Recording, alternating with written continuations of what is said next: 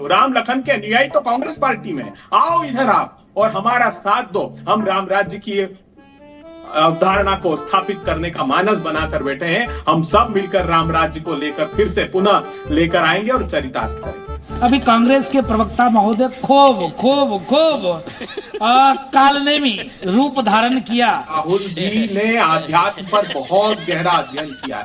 अरे हमसे बड़े सनातनी कोई नहीं। ढोंगी पाखंडी कांग्रेसी का झूठ अभी ओपन कर। अरे पाखंडी हो, ये ढोंगी पाखंडी झूठे का अभी जो है बताता हूँ क्या सच है। हेलो नमस्कार दोस्तों, चैनल पे आप सभी का एक बार फिर से स्वागत है। दोस्तों आज की डिबेट होने वाली है बीजेपी प्रवक्ता के शर्मा और कांग्रेस के प्रवक्ता अभय दुबे के बीच में। दरअसल डिबेट चल रही थी राम मंदिर के निर्माण को लेकर और जो उसका भव्य अनावरण होने वाला है अगले साल 2024 में, उसको लेकर डिबेट में कांग्रेस प्रवक्ता हिंदुत्व और सनातन के बारे में कुछ ज्ञान और श्री रामचंद्र जी भगवान के बारे में अपना कुछ दोहे और श्लोक बोलने लगे। इसी पर बीजेपी प्रवक्ता ने उन्हें घेर के अच्छे से उनकी क्लास लगा दी और हनुमानगढ़ी के महंत संत राजू दास ने तो एक बहुत ही बड़ी बात कह दी कि ये कालनेमी हैं और ऐसी हैं। दोस्तों डिबेट वीडियो बहुत ही देखने लायक होने वाली है और इंटरेस्टिंग होने वाली है। आपसे रिक्वेस्ट है डिबेट वीडियो पूरी देखें। चैनल पर नए हैं तो चैनल को सब्सक्राइब कर लें और बेल आइकन तो ऑन कर ही लें। तो ज़्यादा बात न करते हुए पहले वीडियो में चलते हैं। चलो भाई, क्या ये सच नहीं है कि नरसिम्हा राव जी ने खड़े होकर बाबरी ढांचे के ढाए जाने के बाद ये बोला था कि हाँ हम वहां फिर से मस्जिद बनाएंगे, और इंसिडेंटली उस दिन मैं सदन में मौजूद था।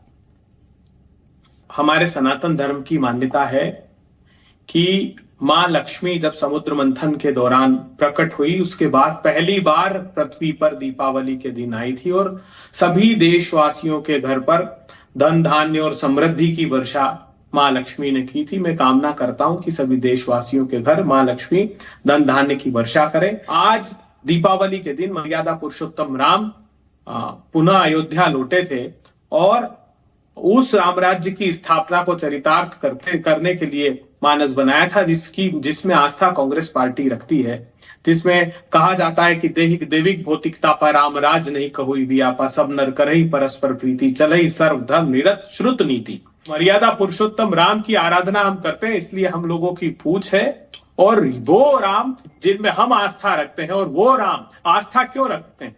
क्योंकि जिन्होंने वचन की मर्यादा की रक्षार्थ एक क्षण नहीं लगाया और वचन की मर्यादा रखने के लिए 14 वर्ष तक वन में चले गए, वो राम भारतीय जनता पार्टी उनमें प्रवचन देने के लिए बहुत समय है आपके पास।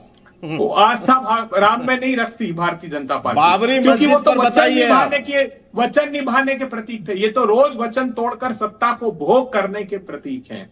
तो ये भारतीय जनता पार्टी अपना छत मैंने आपको रोका नहीं, फिर आप बोलते कि आप मुझे रोकने लगे। आपने के जी को नहीं रोका। अब मुझे बताइए, नरसिम्हा राव ने कहा था ना on the floor of the house Lok Sabha कि हाँ मैं बाबरी मस्जिद बनाऊंगा।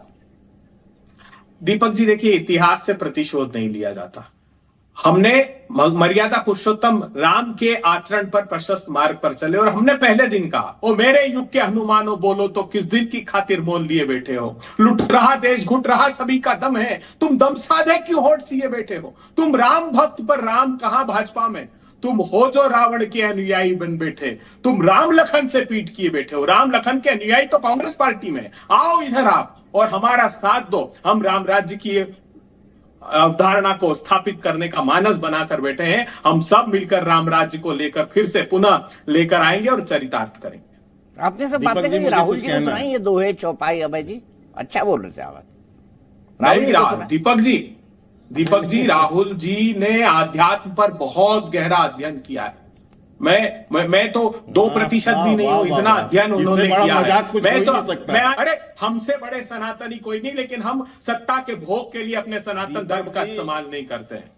हम कभी सनातन धर्म का इस्तेमाल अपनी सत्ता के भोग के लिए। यही बीजेपी आरोप लगाती है, इसीलिए कपड़ों पे जनेऊ पहनते हैं आपके नेता।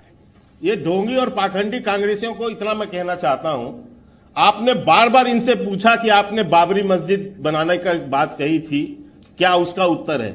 कोई उत्तर नहीं है कांग्रेसियों के पास। अभी ये कह रहे हैं कि न्यायालय के निर्णय की बात कर रहे हैं कि न्यायालय के निर्णय आएगा, हमने ये कहा था। अरे इसी न्यायालय के निर्णय को रोकने के लिए आपने एड़ी चोटी का जोर लगा दिया, अपने वकीलों को उतारा वहां पर और उतार के आपने केस लड़ा। हमारे पार्टी के जो समर्थक वकील थे वो राम मंदिर के लिए लड़ रहे थे कोर्ट के अंदर और जीता भी। और इसलिए मैं कहता हूं, दूसरी बात इन्होंने अहंकार की। ये कौन सी सत्ता का अहंकार था, जरा अभय जी बताइएगा। आप राम राज्य की बात कर रहे हैं, इस देश में इमरजेंसी आपने लगाई, ये अहंकार था। आपने सिखों का नरसंहार करवाया आप लोगों ने, ये क्या था? ये अहंकार नहीं था तो और क्या था? कितनी हत्याएं करवाई आप लोगों ने, ये क्या था? आपका अहंकार था। इसलिए अहंकार हमें मत बताइए।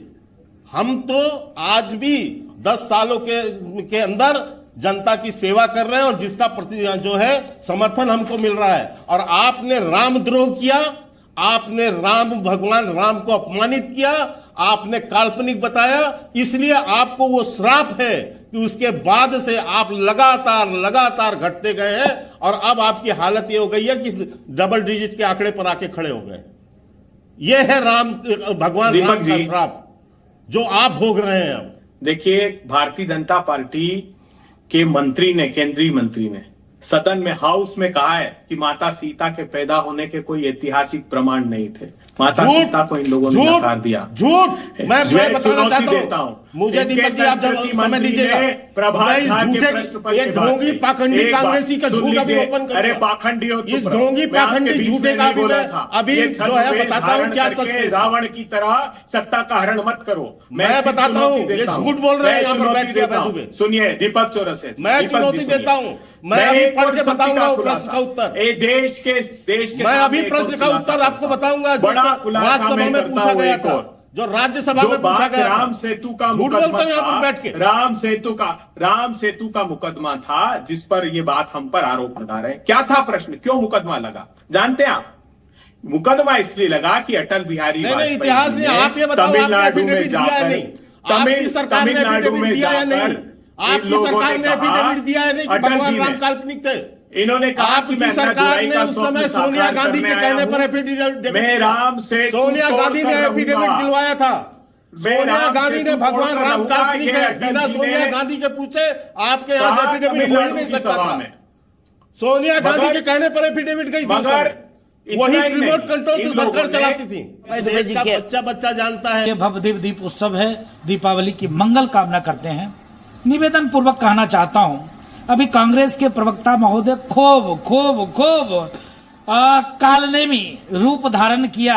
कहा है भगवान ने, गोस्वामी तुलसीदास जी ने लिखा है, जाकी रही भावना जैसी प्रभु मूरत देखी तिन तैसी। जब हनुमान जी लंका से संजीवनी बूटी लेने के लिए आए थे तो रावण ने कालनेमी को भेज दिया और खूब तिलक, चंदन, त्रिपुंड, बड़े बड़े माला, भगवा वस्त्र और राम नाम सीताराम, राम नाम सीताराम। ये बच्चा कहाँ जा रहा है? आजा भजन कर भगवान का, क्यों परेशान है मूर्ख?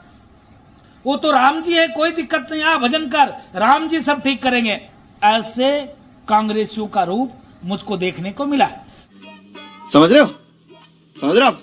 दोस्तों उम्मीद है अगर आपने वीडियो पूरी देखी है तो आपको वीडियो अच्छी लगी होगी। वीडियो अच्छी लगी हो तो वीडियो को लाइक कर देना, चैनल पर नए हैं तो चैनल को सब्सक्राइब कर देना।